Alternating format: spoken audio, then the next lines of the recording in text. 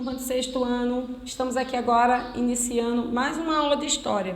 Agora do capítulo 3, módulo 2, falando a respeito dos povos antigos do Brasil. A professora mudou a ordem dos capítulos apenas para dar prosseguimento aos nossos estudos a respeito do povoamento da América, ok? Nesse sentido que a gente precisa estar aqui retomando alguns dos contextos que a gente já estudou, certo? Então, no livro de vocês, trazem um mapa, um mapa do continente americano. Esse mapa que está no livro de vocês, ele traz dezenas de informações que estão contidas nas legendas, que é de suma importância vocês estarem verificando onde determinada cultura ela se desenvolveu, onde foi achado determinados aspectos importantes que foram analisados pelos cientistas, pelos pesquisadores, antropólogos, e essas informações elas fundamentam as teorias. Uma das teorias é que o homem ele atravessou o Estreito de Bering e chegou às Américas, como a gente já estudou em outras aulas. Então são vários os contextos que são de suma importância estarem fixos na cabeça de vocês, tá? Dessas informações é exatamente essa passagem do homem de um continente para o outro através do Estreito de Bering na época do período glacial, o último período glacial. Então foi possível que esse homem atravessasse o Oceano Pacífico caminhando. E ele passou a ocupar diversas áreas do continente. E segundo os estudos, foram duas ramagens de pessoas que atravessaram o Estreito de Bering. Foi as pessoas de procedência mongólicas e as pessoas de procedências negroides. Os mongólicos, eles tinham feições asiáticas e os negroides tinham feições africanos, australianos, tá? Então, eles passaram a ocupar diversas regiões, como a gente já falou. E isso iniciou-se há cerca de 13 mil anos. E isso é datado através de vestígios que são encontrados nos sítios arqueológicos. Um dos vestígios mais importantes encontrados nos sítios arqueológicos americanos foi o fóssil de Luzia, encontrado em Lagoa Santa, Minas Gerais, no território brasileiro. Esse fóssil ele é datado de 11.500 anos, e o que vem a fundamentar a teoria apresentada. Mas existem novas pesquisas, novos achados que vêm contestar essa teoria. Porém, ela ainda não foi divulgada cientificamente como uma verdade, como são os vestígios encontrados no sítio do Boqueirão da Pedra Furada, em Piauí, que trazem vestígios datados de cerca de 40 mil anos. Então, os pesquisadores defendem essa teoria que está sendo em análise. É nesse sentido que permanece, assim, muitas incertezas que desafiam os pesquisadores, que desafiam os antropólogos e até mesmo os estudiosos, acerca de uma data provável do povoamento da América. Ok? Então, é necessário analisar quem foram os primeiros, quais foram os primeiros povos que chegaram à América, que chegaram ao Brasil. Tá? Então, os primeiros habitantes das Américas, eles teriam chegado aqui na época do nomadismo. Eles eram nômades, eles caminhavam, eles vagavam, eles andavam de um lugar para o outro e expandiram dessa forma. Mas esse homem ele já vinha naquele processo de conhecimento e aperfeiçoamento desses conhecimentos, aplicando técnicas e tecnologias. E eles deixaram suas marcas, deixaram seus objetos, os seus utensílios, aí espalhado por diversas partes do continente. E esses achados foram encontrados, alguns deles são datados de 9.000 anos antes de Cristo até 1.500 depois de Cristo. Então tem diversos achados que são importantes e que nos remetem a um determinado povo em específico, como os povos de tradição Umbu e Humaitá. Então os povos Umbu e Humaitá são um dos mais antigos povos nômades, que foram encontrados aí no Brasil. Então, eles ocuparam especificamente áreas das regiões de São Paulo e regiões sul do país. Então, esses achados eles foram encontrados mais ou menos nessa região. Mas o sedentarismo efetivo entre os povos brasileiros ele é datado apenas de 3.500 anos antes de Cristo. Tá? Então, a gente está analisando dois tipos de informações. Informações da época em que os povos eram nômades e também informações depois que esse homem fixou em um local e ele se tornou sedentário. Ok? Então, a gente vai falar um pouquinho a respeito do sambaquis, né? Vocês já fizeram algumas leituras sobre esses locais, né, onde foram encontradas diversas ossadas humanas, onde também foram encontrados vestígios de uma cultura, né, que faz com que exista diversas informações, né, a respeito desses locais, né, que para os estudiosos ainda é um mistério de 8.000 anos, né, atrás. Então, como eram construídos os sambaquis? Eles eram construídos camada por camada, né, pelos povos antigos, né, conhecidos do Brasil. Eles ficavam próximo à área litorânea, né, próximo aí aos locais onde tinham acesso aos frutos do mar, aquelas iguarias marítimas que atraíam essas pessoas para essa região.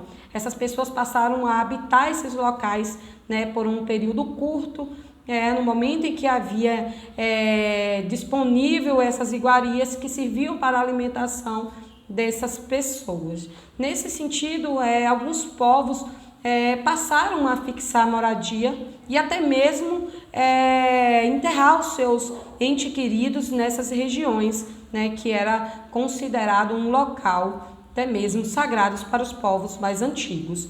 Então, esses locais, né, situados na costa do Brasil, há cerca de 8.000 a 6.000 anos, né, são as informações, né, coletadas a respeito dessa região, elas trazem essas datas, e essa região ela marca uma característica importante, né, da transição desse modo de vida, desse modo de viver dos povos antigos. Eles estavam deixando a vida de nômade agora para fixar-se sedentários. Talvez há uma tentativa grande de se tornar sedentária, fixando morada ali onde hoje é encontrados os sambaquis, ok? Então, é importante a gente estar analisando outros contextos, né, outras fontes de influências para os povos antigos. Então, outras fontes de influência para os povos antigos são de pessoas que desenvolveram atividades agrícolas aí na região do centro e do sul do continente americano. Essas pessoas que estavam aí se tornando sedentário, construindo seus primeiros núcleos populacionais e desenvolvendo suas primeiras práticas agrícolas, que é o caso dos povos maias, astecas e incas. E eles se localizaram aí no Vale do México e na região da Cordilheira dos Andes, ok? Então, essas são as principais civilizações agrícolas que influenciaram também outros povos que habitaram aí as regiões do continente americano, especificamente os povos do Brasil. Então, nós temos aí diversos povos agrícolas que habitaram o Baixo Amazonas. Então, como eu disse, esse processo de sedentarismo se deu a 3.500 anos antes de Cristo e a 1.500 depois de Cristo. Dentre eles estão os Tapajós e a cultura Santarém, 2.000 anos antes de Cristo a 1.000 anos antes de Cristo, os Aruac e a cultura Marajoara, de 400 a 1.400 depois de Cristo, os povos agrícolas do Alto Xingu, de 1.200 a 1.600 depois de Cristo. Então, como vocês podem observar, né, pelas datas, esses povos antigos do Brasil, eles são anteriores aí aos portugueses, né, gente? Então, aquela história de que os portugueses descobriram o Brasil, elas caem, né, em desuso, né, devido às informações científicas que nós acabamos adquirindo quando estudamos a história. Ok? Então, a primeira que nós vamos analisar as características, né? Eu vou apresentar para vocês nos slides principais as características. Se necessário, vocês façam outras leituras. Se necessário, assistam o vídeo de novo. Se necessário, façam o fichamento no caderno, tá? E vejam as características desses povos, né? Que é importante. Então, quais são as características dos Tapajós e a cultura Santarém? Então, dentre as características, né, eles habitaram ao longo do rio Tapajós e o Curuaúna. Então, eles habitaram essa região. Essa ocupação se deu por volta de 10.000 anos antes de Cristo. Eles eram caçadores, coletores e pescadores. O apogeu dessa civilização, o ápice dessa civilização se deu a 2.000 anos antes de Cristo e 1.000 anos depois de Cristo. Uma época em que o núcleo populacional chegou a 10.000 habitantes e eles praticavam agricultura, realizavam intenso comércio, né, com variadas mercadorias, né, eles praticavam aí o escambo, eles também produziam peças artesanais sofisticadas e eles também produziam peças de armas de guerra, né? Uma das características desses povos, né, da cultura santarém. Além disso, né, os Tapajós eles produziam essas cerâmicas que eram originais, né, cheias de detalhes e requisitos que faziam dessa cultura uma cultura muito sofisticada para a época, né? Eles tinham aí pré-requisitos, né, para arte. E as pesquisas apontam que eles acabaram recebendo influência dos maias e dos incas, tá? Então, as influências que ajudaram a formar esses povos. As peças, né, produziam características femininas, tinham um corpo feminino, né, a coluna da mulher esculpida, né, que dava esse sentido de pilar, de sustentação das estatuetas, como também de outros utensílios, né, que eram utilizados formas humanas e como também utilizadas formas animais, né, da fauna amazônica. Ok? Então, uma outra característica importante ainda desses povos é que as mulheres elas tinham aí grande habilidade militar e elas partiam para a guerra, né? E isso foi destacado, foi percebido, chamou a atenção dos espanhóis no século XVI, essa habilidade das mulheres para a guerra. Elas foram comparadas às amazonas da mitologia grega, né? Vamos agora falar sobre os Aruac e a cultura marajoara de 400 a 1400 depois de Cristo, tá? Algumas características. Então vamos à localização. Onde é que eles estavam localizados? Onde é que essa cultura ficou localizada? Na conhecida Ilha dos Marajós no Pará, né? Foi ocupada essa região por volta de 1500 anos antes de Cristo. Esses povos eles vieram aí da região da Venezuela, né? Da fronteira com a Venezuela. Isso em 400 a 1400 depois de Cristo. Então, essa sociedade ela floresceu, ela se desenvolveu, ela desenvolveu práticas agrícolas, ela desenvolveu habilidades para fazer peças de cerâmica e o seu apogeu chegou a ter cerca de 100 mil habitantes. Então, era uma grande população. Foi um grande povo que habitou essa região. Outra característica é que os povos marajós construíram suas moradias em aterros, né, artificiais. Poxa, professora, como assim? Aterros artificiais, eles começaram a sedimentar a terra, né? Várias camadas de aterro que chegaram a ter 200 metros de altura. Esses locais de habitação chegou a ter cerca de 5 mil pessoas morando. Então, as cerâmicas da cultura marajoara era muito rica em detalhes, tá? Eram peças decorativas e utilitárias, tinham traços gráficos, simétricos, geométricos, perfeitos. Elas tinham uma predominância das cores vermelhas e pretas, né, sob um fundo branco, né, um detalhe branco, um fundo claro. E essas peças mais bem elaboradas, elas tinham utilidades religiosas e também era utilizada para fins fúnebres, né, nessa cultura.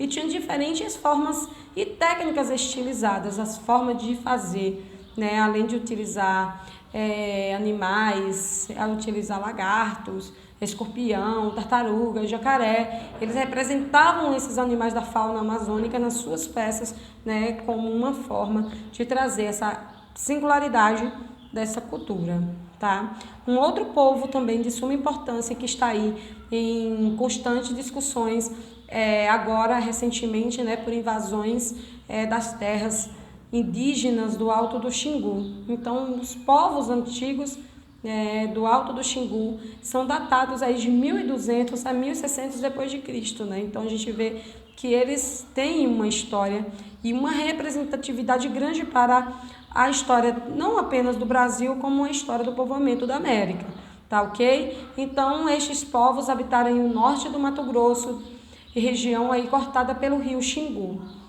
Os povos agrícolas que se organizavam em 19 grandes aldeias. Essas aldeias eram ligadas por estradas que tinham cerca de 5 quilômetros de extensão, que ligavam ao centro.